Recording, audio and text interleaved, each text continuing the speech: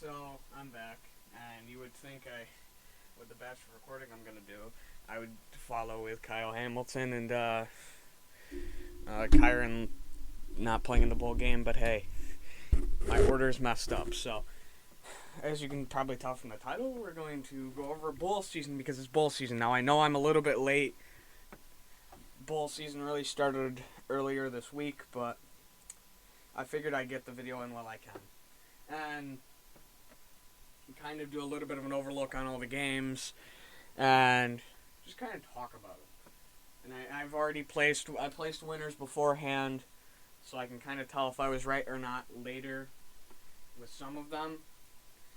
But yeah, we'll start off with the games that have already happened, and then we'll go into the games that are going to happen. And oh, am I excited. The bowl season is always my favorite time, but it's super hard to keep track of at the same time. Some of you might know how bad it is, but the next bowl season game does not start till tomorrow, and that is Old Dominion Tulsa. That's the next game, but we'll start off with the ones that were already played. If it'll show me, I have to scroll up. ESPN has never liked me, but it started on Friday. Mtsu versus Toledo in the Bahama Bowl. That was a good game. That one was really close, but at the end of the day, MTSU was the better team. I think my prediction was Toledo, and I was wrong, but man, was this a good game. Middle Tennessee threw the ball 35 or 41 times. But they also ran the ball 44, as to where Toledo kept their numbers in the high 30s with passing and low 30s in rushing. So Toledo didn't have as many opportunities as Middle Tennessee when they had the ball.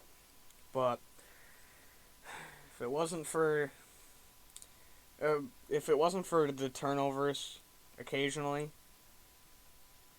it could have been Toledo's game, but Middle Tennessee just barely pulled away, and they won.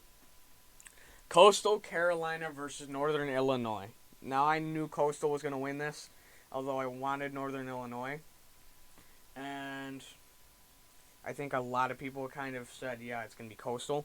This was very high scoring. I didn't think it would go up to around almost about 80 to 90 points scored by each team, 88. But all NIU had to do was score on their last drive. They just couldn't do it. It sucks, but both teams played great. Both teams really scored. I mean, Northern Illinois had 3 rushing touchdowns, 2 passing touchdowns, and I mean they had 11 points on field goals. So that's what, that doesn't equal out, but, you know, no, it does. See, I'm bad at math today, but yeah, it was a very good game. I mean, through the first quarter, it won't show me the end of the first quarter, through halftime it was 24-19, and they continued to score, and it took NIU a while, but they started scoring. And it was a good game all around. It was very close. And that was in the Tailgater Cure Bowl. I'm telling you, some of these bowl games, I have no idea where they come up with the names. They're ridiculous, but whatever.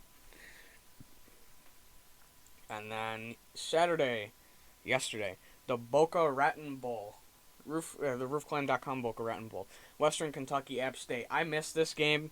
I kind of wanted to watch this game, but Western Kentucky, I didn't expect Western Kentucky to just come out and go, yeah, we're gonna hold you guys to less than 40 points. And we're just gonna take a comfortable lead. It's surprising. I did not think they were gonna win, because I mean, Western Kentucky after the second quarter never lost the lead. They dropped 21 points in the third quarter, and it was game over. App State could not get anything going, really, after the first half. They had 14 total points. Western Kentucky had that much in the third quarter. Plus more.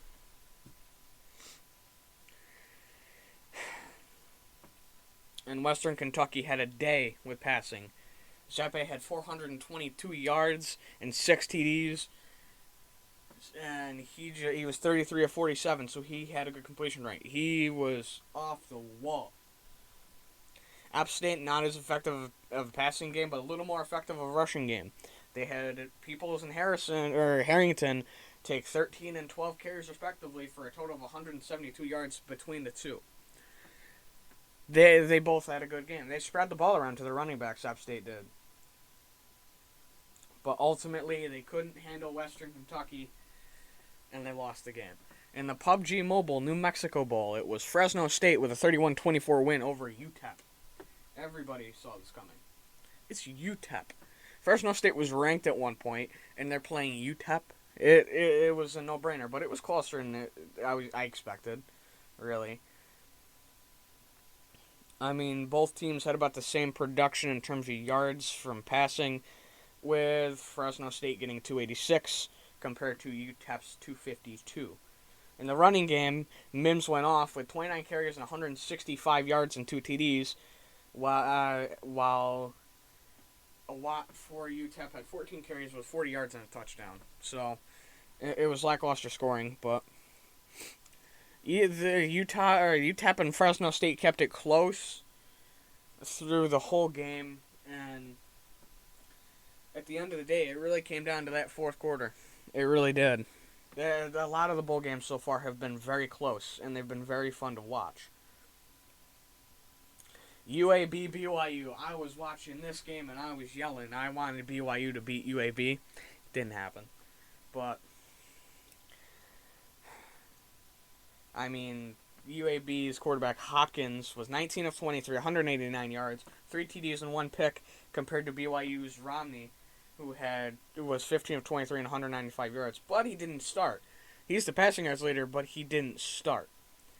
It was... Actually, he did. Who am I thinking? Oh, that's the Utah State quarterback. Wow. Today's that day. But Romney had an okay game, 15 of 23, 195 yards. He had no TDs on the day. All the TDs went to BYU's rushing attack, with Alligator getting a 27 carries for 192 yards and 3 TDs. So he was really going. It was a good game all around. Again, another close game that came down to the wire. And I was going to say, watching that game, both teams seemed very equally matched. If I could, I would watch it again. Utah State, Oregon State in the Jimmy Kimmel LA Bowl. And why do we have such names for bowls? Jeez. I skipped over East Michigan Liberty. But the UAB BYU game was the Radiance Technologies Independence Bowl. But Utah State BYU, or Utah State Oregon State in the Jimmy Kimmel Bowl is what I'll call it for now. Or the LA Bowl, whatever. It was a good game. That one, it was a little less closer than some of the other games. But, well, that's in terms of score. The score doesn't reflect how close it really was. Because it came down to Oregon State was pushing the ball and trying to score. They just couldn't get the ball moving enough to get those scores. I mean, nope. I can't say, I forget his name. They say it weird. Was it Lega? I want to say it's something like that where the S is kind of silent. But he was 11 for 21, 71, 2 TDs. Then he threw a pick. Then you had Bonner get 6 of 10 attempts, or 6 of 10 completions to attempts for 68 yards, and he threw a pick. There was one pick that Oregon State got that I was like, I don't know if that's a pick, because the Oregon State defender came over. I don't think he had possession when he went out of bounds. I don't know if it was the camera angle or just me, but it was overturned. Oregon State got the ball, didn't do much with the drive from what I remember. But, first quarter was just bang bang. Like, it was that quick. Because I think they went down and scored on their first couple of drives, like back to back at one point. No, they didn't. They might have, but it was another good game. Utah State ended up winning to go 11-3, and at the end of the day, they may have thrown 2 picks, but they still won the game. And their rushing attack may or may not have helped them a lot, even if it wasn't the big yards grabber this week. In the Lending Tree Bowl, you had Liberty destroy Eastern Michigan, 56-20. This I didn't watch either, but Willis had a good day, 13 of 24, with 231 yards and 3 TDs. Then you had Bennett come in, throw 1 completion of 2 attempts, 64 yards, 1 touchdown. The Liberty rushing attack collectively had 223 yards, 58 from Willis on 8 carries. TJ Green had 8 carries for 88 yards, and Lewis had 11 carries for 72. Willis had 2 rushing TDs, along with his 3 passing TDs, and TJ Green had 1 rushing TD. So it was kind of balanced in terms of their attack with the yards they collected. And the TDs, those kind of are close. They ran the ball a little bit more than they passed it, which is to be expected from Liberty when you've got Willis as your quarterback. And Shaw stuck out, really. 3 receptions, 94 yards, 1 TD. Him and Hobbs with his 1 reception for 42 yards and Daniels with his 1 for 39 really sticks out.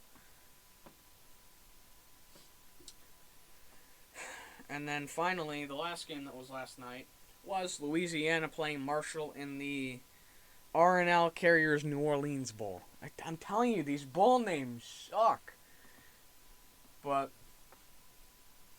Louisiana beat Marshall 36-21. Another one of the lesser close games. It was to be expected. I mean, ULL is 16 for a reason. And Marshall, while they're a good squad, they're not on the level of the Raging Cajuns. So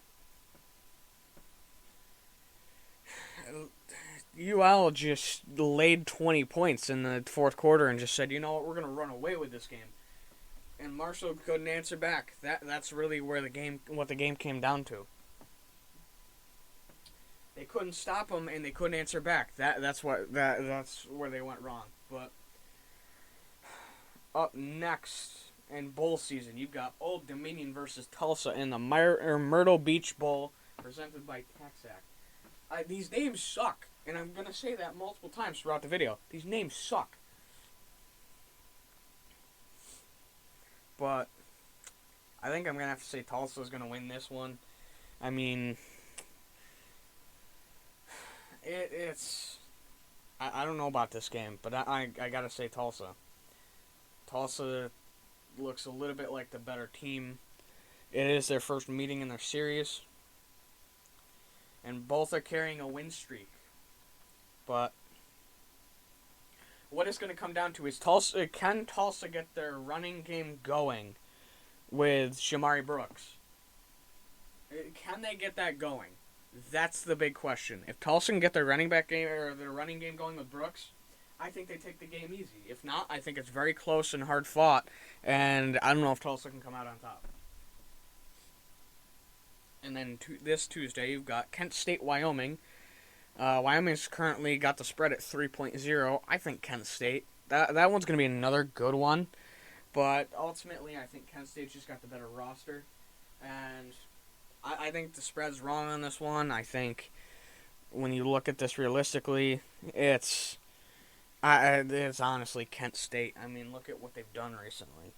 They've beat the opponent. Well, both teams' opponents are kind of iffy with how they've played recently, but Kent State's going to walk in and want to win that one, I think, a little more than Wyoming. Then you've got UTSA versus San Diego State. This is San Diego State. I mean, both teams have been in and out of the rankings. Both teams look very good this year. I think San Diego State, while Johnson doesn't look like, I mean, he hasn't, I don't think he's been in the lineup all year, but that doesn't change the fact that he's performing. I mean, not only that, I think a little bit of the focus is going to be on Franklin, or a little more focus is going to be on Franklin for UTSA, more than if they would be spreading the ball around. So there's that. And ultimately, I don't know. I think San Diego State looks better. It has looked better this year. And I think they'll carry that on, and they'll carry on as a ranked team. Wednesday, December 22nd, you've got Missouri versus Army. This game, I'm giving to Army. Army's looked good all year. Army is a team that I will take in this game. I mean, their season has been like, it's not normal. Army just looks a little better and a little better every year. This is another one of those years. They're in a bowl again, and they're playing a Missouri team that it has been okay at best. I mean, Army is producing more points per game and allowing less points per game, and they run a triple option offense, and they're scoring more points. And while Missouri may have the more productive offense in general, they also allow more yards on average per game. So, with how Army's offense is built, and how Army's defense is built, and how Army's offense runs, I think there's always an unpredictableness to them, like always, and they're always dangerous for at least the first half. Army, with how good their team is, I think they're always unpredictable, especially with what they could run, because there's nothing they won't run. And ultimately, I think that will get them that gives them the better chance to win the game, and I think that's ultimately what gives them the win, because they're built to do this. They can run the triple option and they can run options and all this stuff very well. They've got the guys to do it. They can do it, and they're unpredictable when they do it. So a team like Missouri, I don't think can stop them. I mean, the only real thing that worries me that Army's done is they lost to Navy, but that was such a hard-fought game, and I think Navy's record doesn't reflect how good they are, that I'll give them that one. North Texas versus Miami of Ohio. In the Frisco Football Classic, I don't know. I think that one will be kind of close, but Miami of Ohio. Gabbert's had a good season, and I mean, he's dropped 24 TDs this year. Ane for UNT has a touchdown to INT ratio this year of 9-7. So that's almost one touchdown per interception. So that's not that no. Plus, a majority of his yards, I think the receiver with the most yards of his go to Burns. And that's worrisome to me. But all in all, both teams have been producing high yards. Northern Texas is more of a rushing team, while Miami of Ohio is more a passing team. And I think Northern Texas is going to have a little bit more of an edge, because Miami of Ohio's rushing defense isn't great. It's not as good as their passing defense, I'd say. But both teams are almost on the same level. So, in terms of defense. So ultimately, when it comes down to it, these are two very evenly matched teams. Either team can pull out a win here. And both teams have been very competitive with teams around this talent level. So I think it's anybody's game. But I'm going to take Miami of Ohio by that much. Just that much. UCF versus Florida on the Union Home Mortgage. I can't even say that. Something bowl. I don't want to say Florida's going to win this because Samford, but I give Florida this. With the changes they've made in the front office, depending on who their interims are and how they prepare this team, it may change, but This is a battle for Florida, really. Or this is the battle of the Florida teams. As long as they pick the right quarterback for this, I think Florida's got it. I think they got it if they pick the right quarterback. And with their coaching changes and everything that's going on, I believe in them to win this game. And at the end of the day, this could be a whole new Florida team next year. That's why. I think there's talent there that was misutilized. So, we'll see what happens. Then Friday, you've got Memphis versus Hawaii in the Easy Post Hawaii Bowl. So they're in the Easy Post Hawaii Bowl, and you have Hawaii in the Hawaii Bowl. Okay. This is another very close matchup. But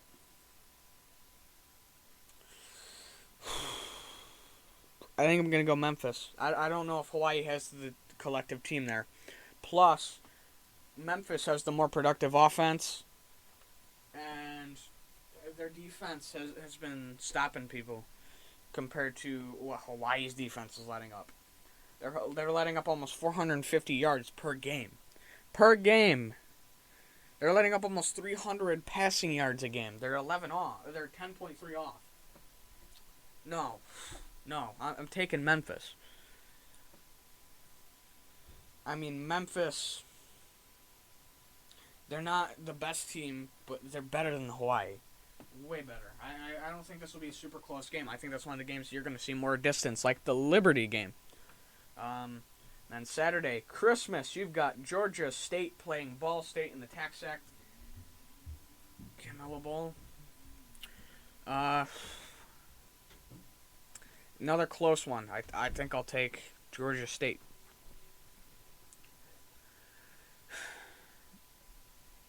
Yeah, I think I'm going to have to take Georgia State. The over-under in this game's 50. I'd take the under on that one. But, I mean, they've just had the more productive offense. And, I mean, it shows. They're not as much a passing team as they are a rushing team. And that's one thing Ball State at times has struggled to shut down is the rushing game. So, we'll see how this goes. I mean, Georgia State kept in it with UL Lafayette, who is now ranked. Ball State struggled over the last couple games, so I think when it comes down to it, I think the Ball State struggles continue and they lose this bowl game to Georgia State. I don't think the spread's as wide enough as it should be. Then, Monday, December 27th, you have Western Michigan versus Nevada in the Quick Lane Bowl. Oh, I'm so excited to see Nate Cox play for Nevada. Oh, no, it's Carson Strong again. Oh. I keep thinking Nate Cox when I think Nevada, and I want him to play because he's a, 6'7", 6'8" quarterback, and I just want to see that happen. I want to see Nate Cox hit the field. I want to see him play at some point in this bowl game. But Carson Strong's had a great season so far. 36-8 touchdown to INT ratio, which equals that to about just over 4 TDs to 1 pick. Okay. He's been producing a lot this year. And Western Michigan hasn't produced as much in the passing game, but their rushing game has been a bit better. When it comes down to it, I don't think Western Michigan's going to win this. I think the spread's wrong. It should be more in favor of Nevada. Even if it's Western Michigan by 3, it should be 6. I mean, Nevada's just scored more. They've scored more. They've allowed less. And, well, they may have a slightly less productive offense. So be it. They're facing a Western Michigan team that's just ground and pound. And it's like complete opposites. Western Michigan kind of balances, but I feel like they're a little bit more ground and pound. And Nevada's just a straight passing team. So, it's like the battle of opposite offenses. And you're really going to see Western Michigan's defense get... I don't think they can compete against this passing offense. Then you've got Boston College versus ECU, Eastern Carolina University. Boston College. That's no question. It's just one of those games that I can pick easy and just say, all right, Boston College, give me them. They've just looked better. I think Boston College has just looked better. I mean, yes, they lost to Syracuse, but at Syracuse, if you let Sean Tucker run all over you, you're going to lose. That's really what they did. I mean, it was like Buffalo versus Derrick Henry every year. But, and I mean, I think they're going to come in hungry after a close loss to FSU and a big loss to Wake. I think they're going to come in hungry for this, and they're going to go, we want to win this because they want to snap the streak, and they want to show that the loss to Wake, they may have lost, but they're better than that. They're better than 41-10. Syracuse kept in it longer than them. That shouldn't happen when they only have one real guy that they run their offense through. Really?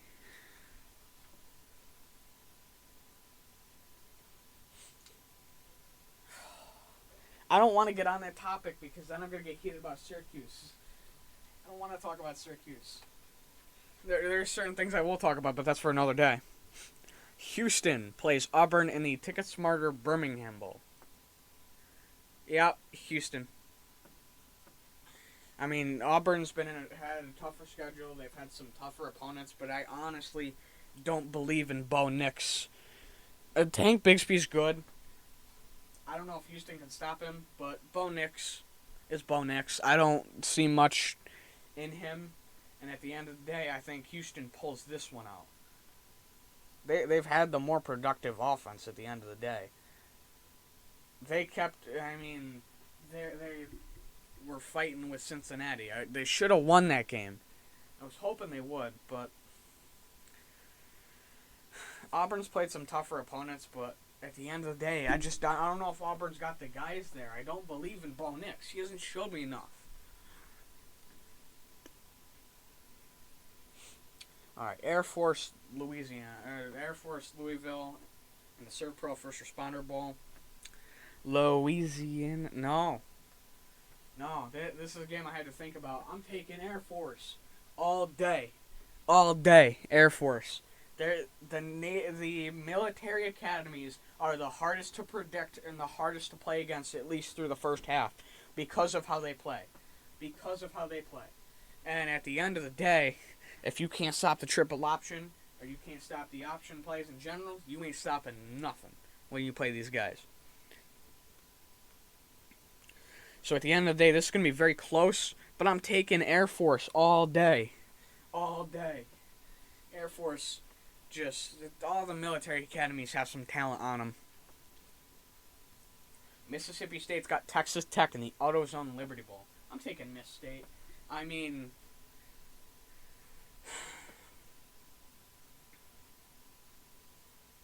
I don't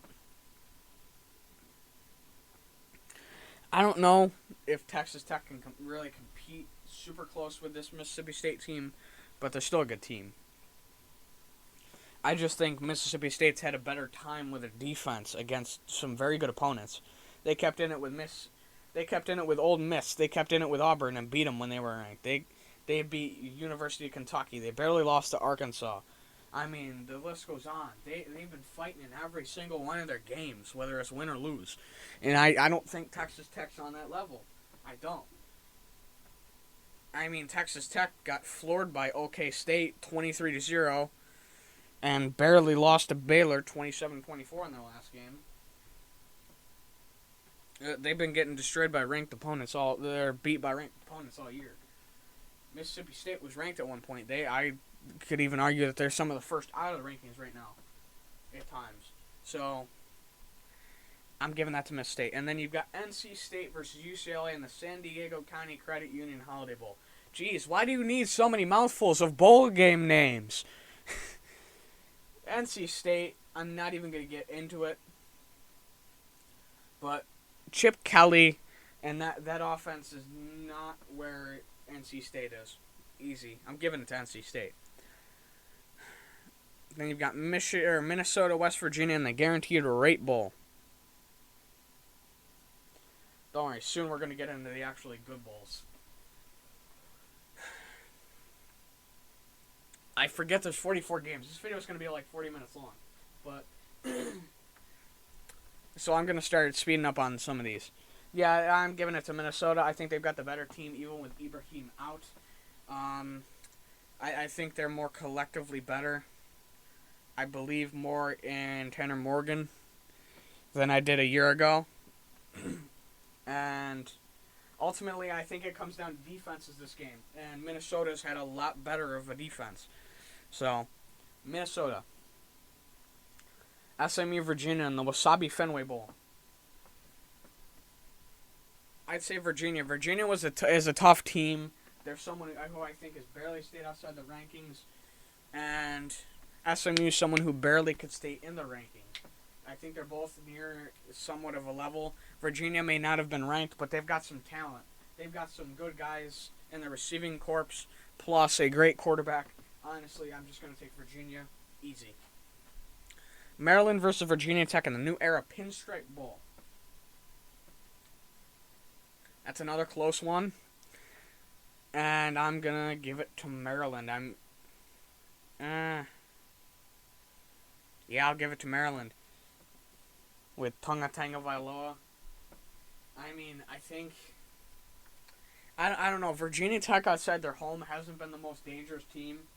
And I think that's contributed a lot when they've been at home because it's such an atmosphere.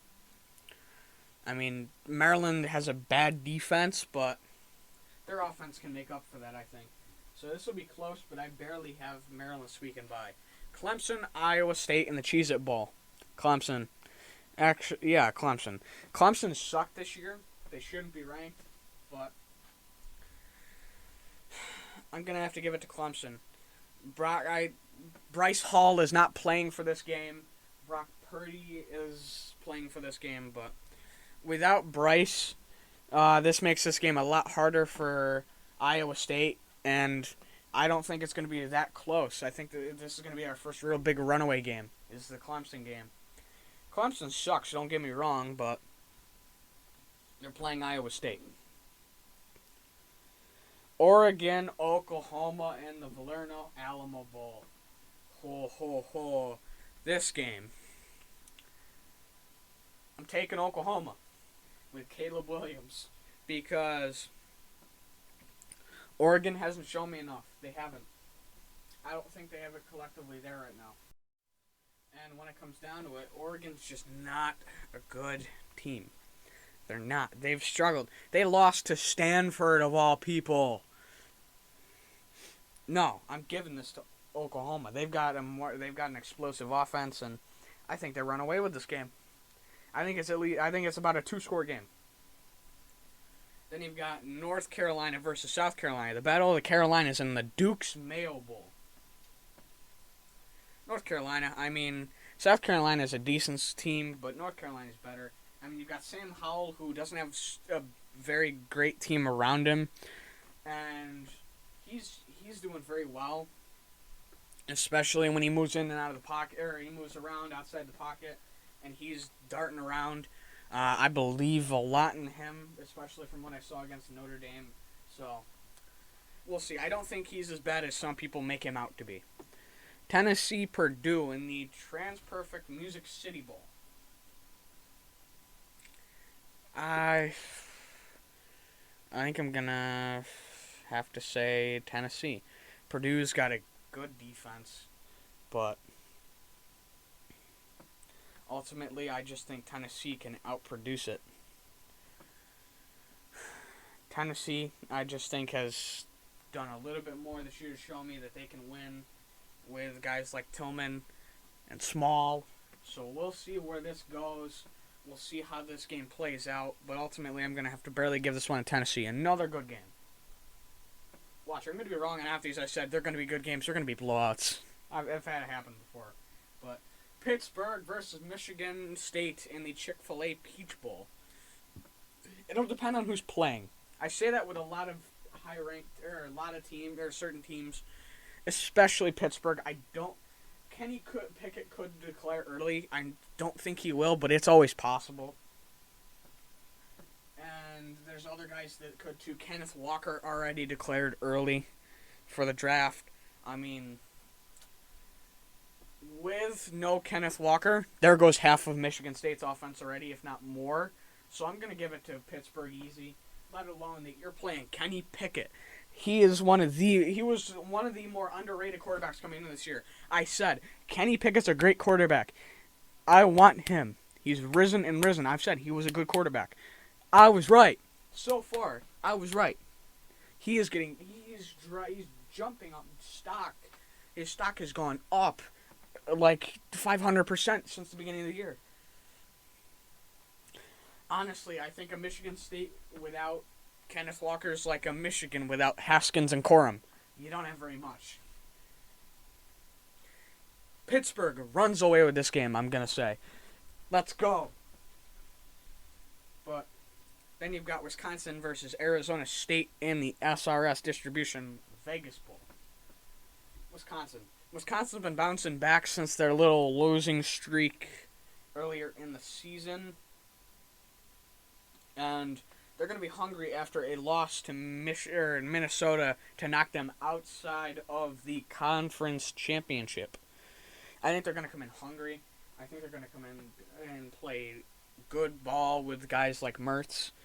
I think Myrtle is going to come in and want to play very aggressive football. So be it. We'll see how this game plays out, but ultimately I'm giving this to Wisconsin. I think Wisconsin's a better team. And I think Arizona State's also one of those teams that lost to Stanford. But here's another decent slate of games. You've got the December 31st games. Wake Forest versus Texas A&M in the Tex Slayer Gator Bowl. A&M, Wake Forest isn't as good as their record shows. They're not as good as their ranking shows. I don't think they should be ranked, but that's just me. I think A&M with Calzada and Spiller go off. I think they have a big day, and they send Wake Forest back to wherever they came from. No, I'm not even going to get into that. I got to speed through stuff. With Washington State versus Miami in the Tony the Tiger Sun Bowl. Miami. I don't think Washington State's good enough. Yes, it's funny when we see the flag every time on game day, but that's about it. I think Miami's got the better team right now, although they've regressed from what everyone thought they would be. But at the end of the day, I think Miami's going to come out and want to win a bowl game too. Central Michigan versus Boise State in the Barstool Sports Arizona Bowl. Boise State. I don't think CMU's got enough to play Boise State and win. They've had a little more offensive production, but they haven't really played too many big opponents. And I think Boise State showed me more that I can say, yep, they're going to win this game than Central Michigan. I think they're a little better than their record shows. Then you've got in the college football semi-playoff at the Goodyear Cotton Bowl, Cincinnati versus Alabama. There's no question. Cincinnati is going to be beat back down into irrelevancy. They're going to do an LSU, except even worse. One good year, and then they'll fall apart again because they're going to get their welcome to the FBS flattening next year. They're going to. They're going to get flattened because they're playing real talent now. Well, not FBS, but they're going to move up to Power 5, and they're going to get flattened as their welcome next year. So, how about we welcome them now? Alabama's going to be like, yep, here you go. Here's a smack on the back. You ain't getting up from. They're not winning this game. They don't have enough. Cincinnati shouldn't even be here. But I think the committee, they didn't want to put them in, but they had to, and they're like, here, you can see what happens when we put Cincinnati in, and this is why we don't put teams like them in yet. But everybody would have been up in arms and complained if Notre Dame made it. But not as many people complained because it's Cincinnati. But when we do it, and we would have been more competitive than Cincinnati against Alabama, people would have been like, oh, Cincy should have been in blah, blah, blah. You guys just get beat every time. Whatever. That's something I will talk about any day. Then you've got the other college football playoff semifinal at the Orange Bowl. Michigan versus Georgia. This is going to be a tough game. What does this come down to? Well, I think it comes down to Michigan getting their running game going and their passing game out the backfield. If they can get that going and can keep it going all game, they win automatically. I think Georgia can definitely shut down the passing game early. Why did I go to say Cade McNamara? Yeah, McNamara, right? Yeah, I'm thinking of the quarterback they had before McNamara. But as long as you can shut down Cade McNamara, if they shut down Cade McNamara, it's not going to have much of an effect in terms of like the downfield passing. Because their main offense has been through Haskins and Corum, and now Edwards is starting to show himself as a producer, as a guy who deserves to be in the conversation.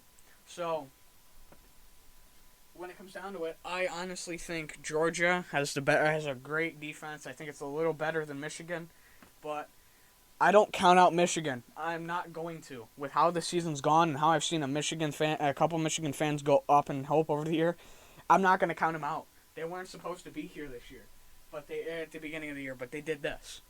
Notre Dame wasn't supposed to be where they were, and I'm happy with it. Michigan fans should be happy with this, but I'm saying there's the chance to go even further. And if you can get by Georgia, I think you can get by anybody. Because I think Georgia's the best team in college football this year. It also depends on if nobody's going to leave, but you never know. Or something could happen before the bowl games. Then you've got your January 1st games. Penn State, Arkansas in the Outback Bowl. Now, we'll save the Fiesta Bowl for last. But Penn State, Arkansas. That's very iffy for me, too. But I'm going to have to say I'm going to take Arkansas. Penn State's good. I get it. Penn State's very good. But I think Arkansas is also just as good. I think they're on an even kind of slate to where I don't know I can't tell you concretely which one's going to win. It's going to be very close, but I'll give Arkansas the nod. Iowa, Kentucky in the Verbo Citrus Bowl. I'm taking Kentucky because Iowa's fallen apart at crucial times this year. And when they fall apart, they fall apart. They either go into the game good or go into the game bad, and it doesn't change. They'll try to play catch up and they'll start scoring points, but they're not going to catch you up most times. I believe in Levis more than I believe in Petrus. And at the end of the day, I think Kentucky's just a better built team. Then you've got Utah or Ohio State in the Rose Bowl. That's Ohio State. I mean, Utah's a good team, but they're not on the level of Ohio State, sadly. I wish they were, because I'd love to see them beat Ohio State back to Ohio, the trash state it is, but they won't.